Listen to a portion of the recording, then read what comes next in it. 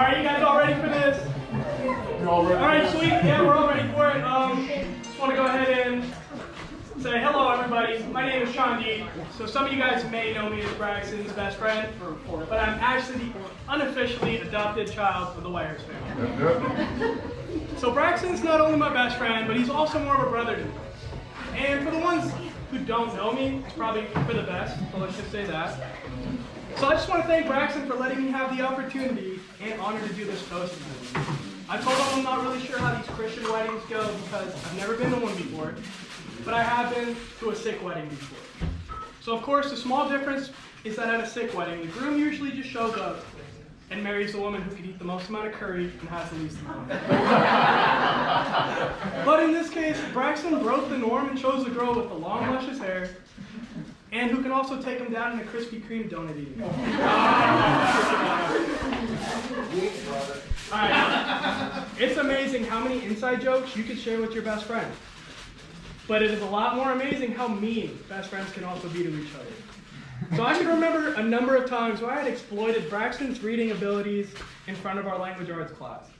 I used to always pick Braxton to read out loud, and as soon as this man would hear his name come out of my mouth, you could see his eyes start to water, a little quiver in his voice, and then he would just start to choke up.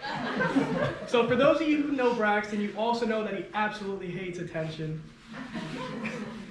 And more than just hating attention, he also hated reading out loud. So obviously I did what everybody in my situation would have done, and I exploited that. And I used to love every single minute of bullying my best friend, because I knew that he enjoyed every minute of bullying me when the pads came on the football. You guys may not understand the type of person Braxton was when them shoulder pads came on. And I don't think anybody else in the room can name me somebody that's as cuddly and as soft as Braxton is when it comes to his personality, but then also be able to turn into a mini J.J. Watt when you're lined up across from him in man-up drills. So I really do think that Braxton took out all of those hard feelings towards me back when we were doing those drills, because for being honest, my head's still ringing from those days. And I would definitely say Braxton and I, we have a condition that I can only describe as being called an extreme case of we cannot focus-initis. So I say that this is an extreme case, because if you have ever seen Braxton and I in the same room together, while we have to learn something, you would also notice that we do the quite opposite of learning. And instead, we would plot ways to make each other laugh, find ways to get out of that situation, or even try to hurt each other. So speaking of hurting each other, Braxton and I have had many occasions where we get extremely annoyed of each other, and we usually just end up wrestling those emotions out.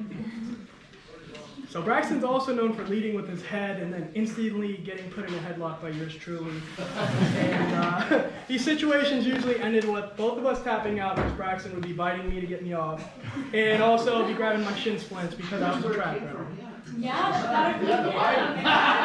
They're meant to bite each other. There's something going on there. So I'd like to say that I formed a reputation for myself in the Whitehurst family as the person who loves to record himself while scaring Braxton. I actually have a 3-minute compilation video of scaring Braxton saved on my phone, if you guys want to see that. But I'll tell you what, Braxton finally scared me. It was the day that he told me that he was going to ask Alexa to marry him. I wasn't scared because I didn't believe in the relationship. I was scared because I came to the realization that my best friend was actually ready to take that next step. Look, growing up, I've always been that friend in the friendship that's been single most of the time. Obviously, I've been single by choice. Sometimes my own.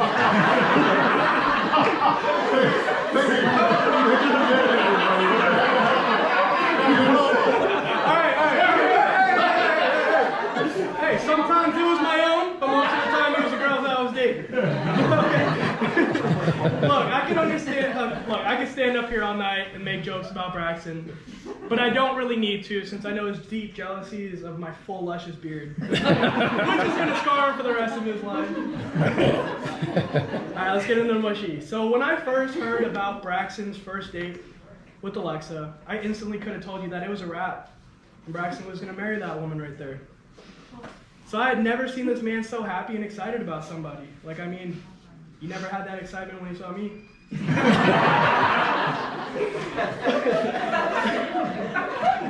What's up, bro? So, I honestly have to say, Thank you, Alexa, for accepting Braxton for who he truly is and not making him act any cooler or different than who he is. I know to me that's the most important thing that I could have asked for my best friend to have in the person that's going to be with him for the rest of his life.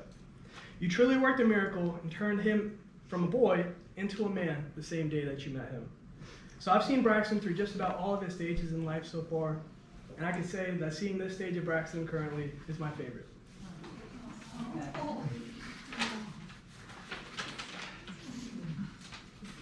Alexa, you are such a beautiful individual, inside and outside. And I say this because, thanks. And I say this.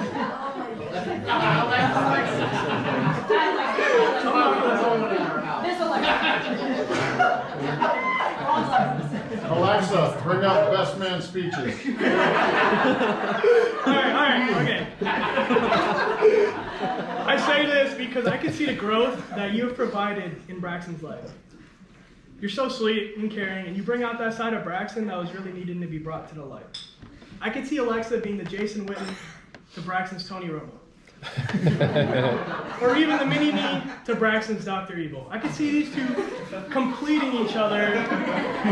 And it's so exciting to see how much better you two are when you're together. You both better each other with your differences, and you guys build an even better bond with each other with your similarities. So my only wish for you both would be endless happiness and to continue to love and admire each other. Just like a fat kid who loves his donuts. So let's raise our glasses for the toast to the newlyweds, Alexa and Braxton, wishing you a long and happy married life ahead with dozens of kids, because Uncle Chandeep is going to babysit. Oh my God. Hey.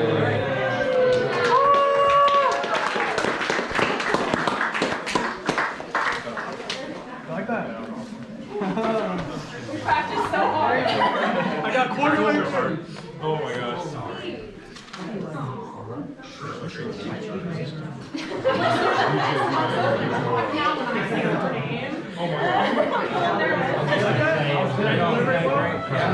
Just know I'm talking to you, not that one. Yeah.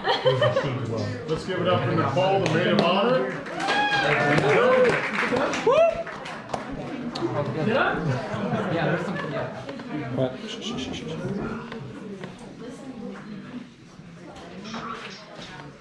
Okay, hello everyone. How about we give another round of applause to bride and groom.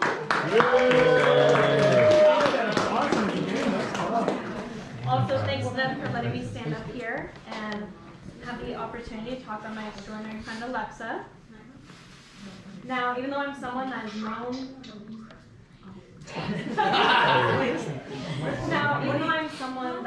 to talk a lot, I am surprisingly not the best at talking in front of a group of people, so bear with me.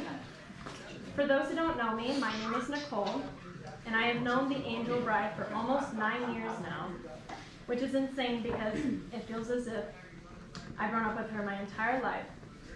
But when we met, we were still babies, 15 and completely unaware of what the future had in store for us and the lessons we had faced along the way.